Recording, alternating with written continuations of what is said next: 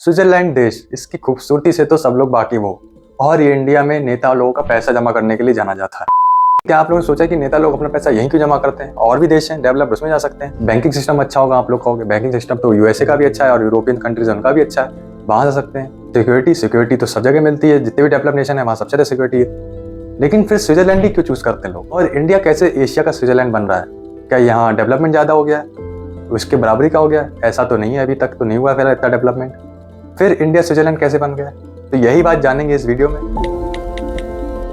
तो स्विट्जरलैंड जो कंट्री है वो एक और चीज़ के लिए जाना जाता है, वो है न्यूट्रलिटी। वर्ल्ड में कहीं भी कुछ भी हो रहा हो, किसी भी देश में वॉर हो रहा हो, स्विट्जरलैंड ने हमेशा न्यूट्रल रहने की कोशिश करी है। फॉरेन पॉलिसी में इनका ये सबसे महत्वपूर्ण पॉइंट है। मेनली जो वॉर होते हैं, जैसे एम्यूनिशन इन्वॉल्व होता है, वहाँ पे स्विट्जरलैंड ने हमेशा न्यूट्रल ही रहा है, ना किसी को सपोर्ट करा है ना किसी को अगेंस्ट किया है, हमेशा न्यूट्रल रहा है। और ये चीज़ वो लोग 1815 से फॉलो करते आ रहे हैं, 200 साल तो हो ही गए होंगे। दुनिया के मॉडर्न वर्ल्ड के सबसे बड़े वॉर, वर्ल्ड वॉर 1 और वर्ल्ड वॉर 2, जो कि यूरोप में हुए और स्विट्जरलैंड यूरोप के सेंटर में पड़ता है, उन दोनों में भी स्विट्जरलैंड ने पार्टिसिपेट नहीं करा था। उसमें भी वो न्यूट्रल रहा था, ना किसी का सपोर्ट करा, ना किसी का अगेंस्ट किया, ना अपनी लैंड यूज़ करने दी किसी को, ना ही अपनी हवा यूज़ करने दी। मतलब फ्लाइट वगैरह जाती थी इधर उधर, वो भी यूज़ करने नहीं दिया स्विट्जरलैंड ने। तो इतना न्यूट्रल कंट्री रहा है अब तक स्विट्जरलैंड। पूरी दुनिया में मेरे ख्याल से सबसे ज़्यादा न्यूट्रल कंट्री यही रहा होगा। इसी चीज़ को फॉलो करते हुए इंडिया जब आज़ाद हुआ, सारी पावर हम लोगों के हाथ में आई, इंडियंस के हाथ में आई। 1947 के बाद से अब तक इंडिया ने भी यही फॉरेन पॉलिसी में अपना सबसे तगड़ा पॉइंट बना के रखा, न्यूट्रलिटी। ना हम किसी में इन्वॉल्व होंगे, ना आप हमारे में पड़िए। जैसे हमारा देश आज़ाद हुआ, कोल्ड वॉर शुरू हो गया, उसमें भी इंडिया ने किसी के साइड नहीं ली, हमेशा न्यूट्रल बनाए रखा। फिर मिडिल ईस्ट में वॉर हुए, उसमें भी इंडिया ने कभी किसी का सपोर्ट नहीं करा। अफगानिस्तान में हुआ, उसमें भी न्यूट्रल रहा।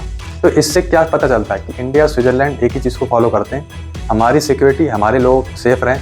जहाँ हमें कुछ मिलना नहीं, हम वहाँ क्यों जाएं? क्यों फालतू में किसी का सपोर्ट करें जाके, उनकी लड़ाई लड़ने जाके? हमारा कोई बेनिफिट नहीं हो रहा उसमें, हम क्यों घुसें? इसी की वजह से स्विट्जरलैंड के रिलेशन हर कंट्री से अच्छे हैं ज़्यादातर, और इंडिया रिलेशन अपने बैलेंस करके चल रहा है। इस सिचुएशन में भी रशिया से भी बैलेंस करके चल रहा है, यूएसए से भी बैलेंस करके चल रहा है, क्योंकि हमें अपना फायदा देखना है। हमें क्या करना है, दूसरा देश दूसरे के साथ क्या कर रहा है। तो इंडिया इस टाइम बहुत ही अच्छे तरीके से न्यूट्रल पोजीशन बना के चल रहा है, और ऐसा भी होना ही चाहिए।